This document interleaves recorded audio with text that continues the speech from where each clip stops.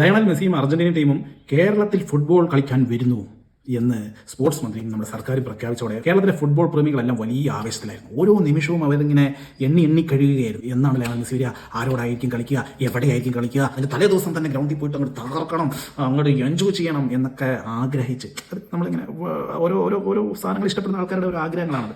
Football സ്നേഹിക്കുന്നവരുടെ ഒരു വലിയൊരു ആഗ്രഹമായിരിക്കും Messi എന്ന് പറയുന്ന ഫുട്ബോളറെ കാണുക എന്നുള്ളത്, വേൾഡ് ചാമ്പ്യന്മാരായ അർജന്റീന ടീമിനെ കാണുക എന്നൊക്കെ പറയുന്നത്. അപ്പോൾ ആ ഒരു ആഗ്രഹം നടക്കാൻ പോവല്ലേ. പക്ഷേ കഴിഞ്ഞ ദിവസം മറ്റൊരു വാർത്ത എല്ലാ മാധ്യമങ്ങളിലൂടെ വന്നു. മെസ്സിയും അർജന്റീനയും കേരളത്തിലേക്കില്ല. അവരുടെ ഈ വർഷത്തെ ഫിക്സ്ചർ ഷെഡ്യൂൾ പുറത്തു വന്നിരിക്കുകയാണ്. അതിൽ കേരളമില്ല. ചൈനയും അങ്കോളയും ഖത്തറും ഒക്കെ ഉള്ളൂ. അതോടുകൂടി എല്ലാവരും തകർന്നു. എല്ലാവരും സർക്കാരിനെ സ്പോർട്സ് മന്ത്രിയൊക്കെ ചീത്ത വിളിക്കാൻ തുടങ്ങി. അങ്ങനെ സ്പോർട്സ് മന്ത്രി ഒരു പത്രസമ്മേളനമായിട്ട് വന്നു.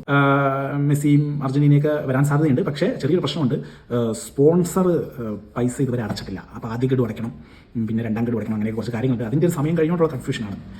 അപ്പോഴാണ് ആരാണ് സ്പോൺസർ എന്നും മലയാളികൾ മനസ്സിലാക്കുന്നത്. സ്പോൺസേഴ്സ് മറ്റാരുമില്ല, റിപ്പോർട്ടർ TV ബ്രോഡ്കാസ്റ്റിംഗ്.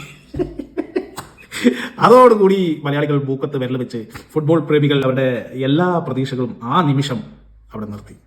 ഓഹോ, ഇവരായിരുന്നല്ലേ. എങ്കിൽ ഞങ്ങൾ ആഗ്രഹിച്ചതിൽ, ഞങ്ങൾ നിങ്ങളോട് ചോദിച്ചതിൽ ഞങ്ങളോട് ക്ഷമിക്കണം. നേരത്തെ ഇവരാണ് സ്പോൺസർ എന്ന് പറഞ്ഞിരുന്നെങ്കിൽ ഞങ്ങൾ ഇത്രയും ആകാംക്ഷയോടെ കാത്തിരിക്കില്ലായിരുന്നു. അന്ന് തന്നെ ഞങ്ങൾക്ക് മനസ്സിലാവുമായിരുന്നു ഇതും മറ്റൊരു വ്യാജ വാർത്ത പോലെ ഒരു വ്യാജ വാഗ്ദാനം മാത്രമായിരിക്കും.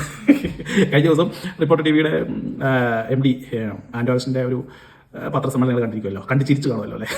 അങ്ങനെ ഞങ്ങൾ പൈസ കൊണ്ട് അടയ്ക്കാൻ പറ്റൂ, എൻ്റെ വീട്ടിൽ ഇടി വരില്ലേ, അപ്പോൾ ആര് സമാധാനം പറയും. ഇനിയിപ്പോൾ പൈസ അടച്ചാലും ലയണൽ മെസ്സി പറയുകയാണ് ഞാൻ കേരളത്തിലേക്ക് ഇല്ലാന്ന് പറഞ്ഞാൽ പിന്നെ ഞങ്ങൾക്കൊന്നും ചെയ്യാൻ കഴിയില്ല എന്നൊക്കെ പറഞ്ഞിട്ടുള്ള ഒരു പത്രസമ്മേളനം. നമുക്കറിയാം ഇതൊന്നും നടക്കാൻ പോകുന്നില്ല. ഇതൊക്കെ ഒരു പബ്ലിസിറ്റി സ്റ്റണ്ട് മാത്രമായിട്ട് അവർക്ക് ഉദ്ദേശിച്ചിട്ടുള്ളൂ. ഇവിടെ മുണ്ടക്കൈ ചൂരൽമല ദുരന്തം ഉണ്ടായപ്പോൾ റിപ്പോർട്ടർ TVയിൽ ഒരു ക്യാമ്പയിനിങ് നടന്നായിരുന്നു. ദുരന്തത്തിൽ വീട് നഷ്ടപ്പെട്ടവർക്ക് 1/2 ഏക്കർ സ്ഥലവും 2 നില വീടും വെച്ച് കൊടുക്കാമെന്നൊക്കെ ഉള്ളത്, വലിയ ടൗൺഷിപ്പിനൊക്കെ ഉള്ള സെറ്റപ്പ് ഞങ്ങൾ റെഡിയാക്കി തരാം. സ്ഥലം മാത്രം ആക്കി കൊടുത്താൽ മതി, സെറ്റപ്പ് സംഭവം ഞങ്ങൾ ഉണ്ടാക്കി തരാം. സർക്കാർ വലിയ കാര്യത്തിലൊന്നും മൈൻഡ് ചെയ്തില്ല. ഈ ഒരു കൺഫ്യൂഷൻ, ഈ ഒരു മെസ്സിൻ്റെ കാര്യമൊക്കെ എയറിലും ഉണ്ടായതുകൊണ്ടായിരിക്കാം. എന്ത് തന്നെയാണെങ്കിലും അത് നടന്നില്ല. വേറെ ആളെ ഏൽപ്പിച്ചുകൊണ്ട് ഇപ്പോൾ പ്രകൃതിയായിട്ട് പണിയൊക്കെ നടക്കുന്നുണ്ട്. അപ്പോൾ അത്രയേ ഉള്ളൂ.